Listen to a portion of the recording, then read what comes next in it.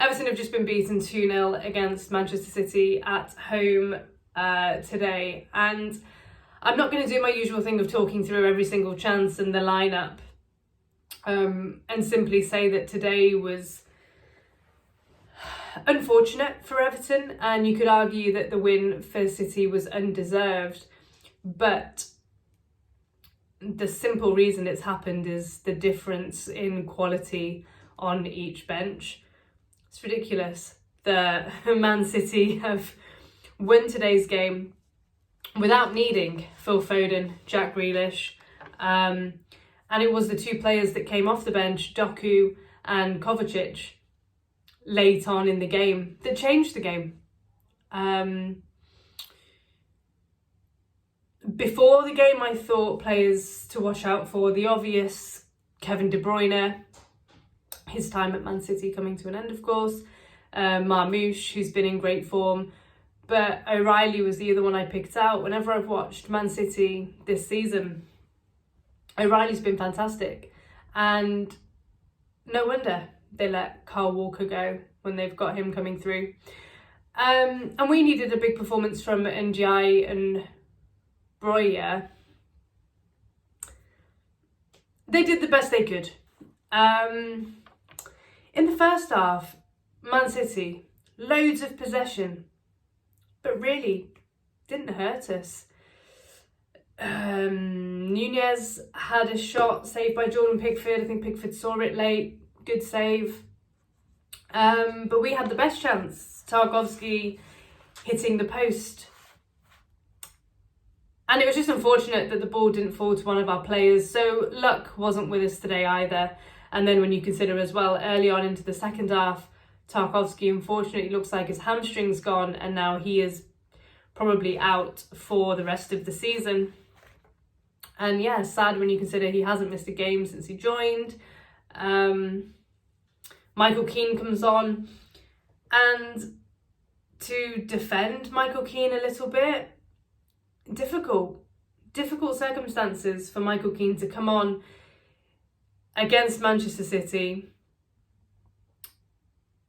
and it broke up that pairing. You know, Tarkowski and Branthwaite, you haven't had to look to see who's in our defence. They've been a fantastic partnership this season, and so it is difficult for Michael Keane to come on in that situation. But even then, City weren't good. You know, from the 54th to about the 72nd minute, they didn't really start taking the game to us till about the 65th. Then he makes the changes, Guardiola, and we make changes too. But it's the difference in who comes on. So they take Savinho and Gonzalez off and bring Kovacic and Doku on. And from there, you know, O'Brien's looked great all game, but he can't handle Doku.